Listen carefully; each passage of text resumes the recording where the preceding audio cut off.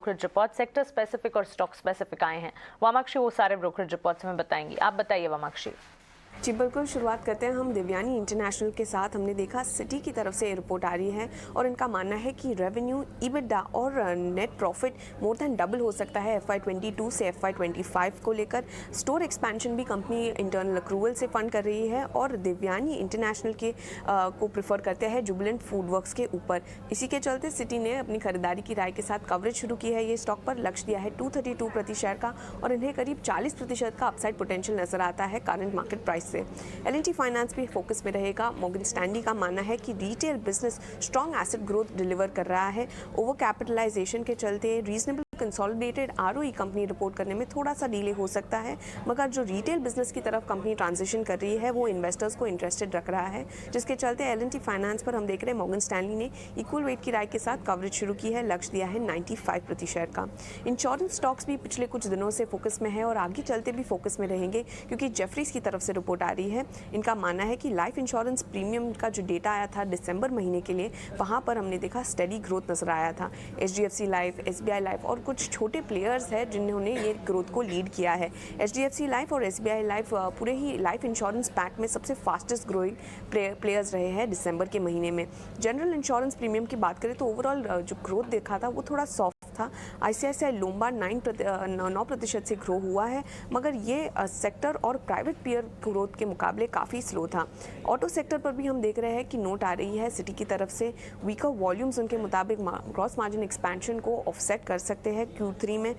M&M पर इनका कहना है कि बेटर मिक्स के चलते मार्जिन को कंपनी बेटर मिक्स सपोर्ट कर सकती है। अशोक लेलन का मानना है, अशोक लेलन पर इनकी तरफ से जो राय है उन पर उनका कहना है कि higher operating leverage EBITDA margin को सपोर्ट कर सकती है, मगर संवर्धना मदरसन पे इनका मानना है कि मॉडेस्ट ग्लोबल डिमांड के चलते ऑफटेक और मार्जिन्स पर थोड़ा इम्पैक्ट आता हुआ नजर आ सकता है। TVS मोटर्स पर इनका मानना है कि वीकर मिक्स के चलते EBITDA मार्जिन अनुमान से कमजोर आ सकते हैं।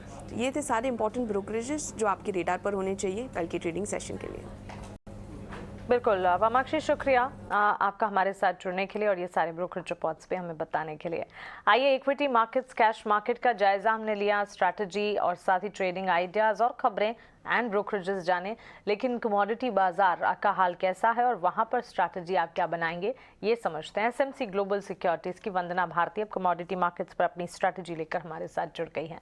गुड मॉर्निंग वंदना। शुरुआत एनर्जी पैक से करते हैं। छोटे दायरे में हम देख रहे हैं कच्चे तेल में कामकाज है। Brent crude almost $80-81 of barrel के पास ट्रेड कर रहा है। क्रूड नेचुरल गैस पर क्या स्ट्रैटेजी बनाएंगे? जी मानसी, गुड मॉर्निंग।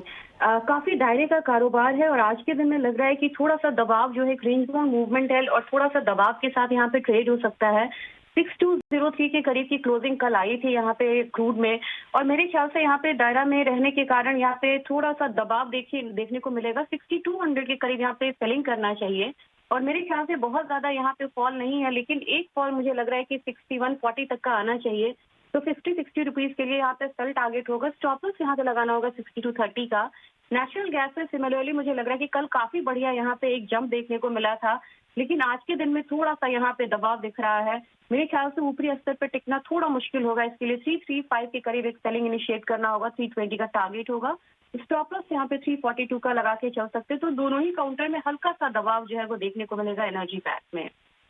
दबाव नजर आएगा और इसी के चलते स्ट्रैटेजी भी एक कॉशियस नजरिए के साथ ही बनाई जाए। बुलियन मार्केट में हम देख रहे हैं सोने की चाल में सुस्ती जरूर दिखी, लेकिन अब भी 8 महीने के ऊपरी स्तर के पास है। वंदना, क्या आपको लगता है gold silver safe haven commodity के तौर पर यहाँ से और ज्यादा चलेंगे? इनफैक्ट अगर गोल्ड के मुकाबले देखें, कल चांदी में हमने बिकवाली हावी होती दिखी। जी बिल्कुल, देखिए ना मानसी, अब यहाँ पे क्लोजिंग जो है वो हायर साइड यहाँ पे हो रहा है और जो डॉलर इंडेक्स है वो लगातार 104 के नीचे मतलब ट्रेड हो रहा है। दबाव से है काफी। कोई भी न्यूज यहाँ पे बहुत ज्यादा डॉलर इंडेक्स को सपोर्ट नहीं कर रही है। मेरे ख्याल से थोड़ा बहुत दबाव आएगा, लेकिन गोल्ड जो है वहाँ पे एक न्यूट्रल मतलब देगा, रिएक्शन देगा और ओवरऑल जो स्ट्रैटेजी है वो तेजी की बनी रहेगी। 55,900 के करीब यहाँ पे बाइंग करनी होगी और फिर से मुझे लग रहा है कि 56,200 का एक छोटा सा टारगेट लेके यहाँ पे चलेंगे। बहुत शार्प अपसाइड नहीं है। तो स्टॉप लॉस इसके लिए लगाएंगे 55,750 का। और यहाँ पे हम लोगों ने देखा कल चांदी में गिरावट आते हुए और यहाँ पे गोल्ड सिल्वर रेशियो फिर से बढ़ के आया था। आज के दिन में मुझे लग रहा है कि चांदी में अगर एक 69,000 का दायरा जो है उसे एक बार पार करता है तो एक बार लंबी बाइंग के लिए यहाँ पे स्ट्रैटेजी लेनी चाहिए। वो होगा 70,500 का, स्टॉप लॉस लगाना होगा 68,500 का। तो मुझे लगा है कि रिसेंट जो यहाँ पे फॉल आया है वो चांदी में एक बाइंग अपॉर्चुनिटी की तरह यूज करना चाहिए। और ओवरऑल जो ट्रेंड है चांदी का अभी भी यहाँ पे स्ट्रॉन्ग बना हुआ है। का शुक्रिया हमारे साथ जुड़ने के लिए और ये स्ट्रैटेजीज हमें बताने के लिए। तो बुलियन मार्केट में सिल्वर का ट्रेड अब भी स्ट्रांग है, इंटैक्ट। यहाँ पर कन्विक्शन गोल्ड सिल्वर दोनों में खरीदारी के मौके 56,200 के टारगेट सोने के वायदे में आप मानकर चल सकते हैं। और चांदी में अगर स्ट्रैटेजी प्ले आउट करना चाहें तो 68,500 का स्टॉप लॉस, 70,500 तक के टारगेट्स पर ये जाती हुई दिख सकती है। और इसके अलावा कॉपर में भी बाई कॉल्स इनिशिएट करने की राय वंदना की तरफ से।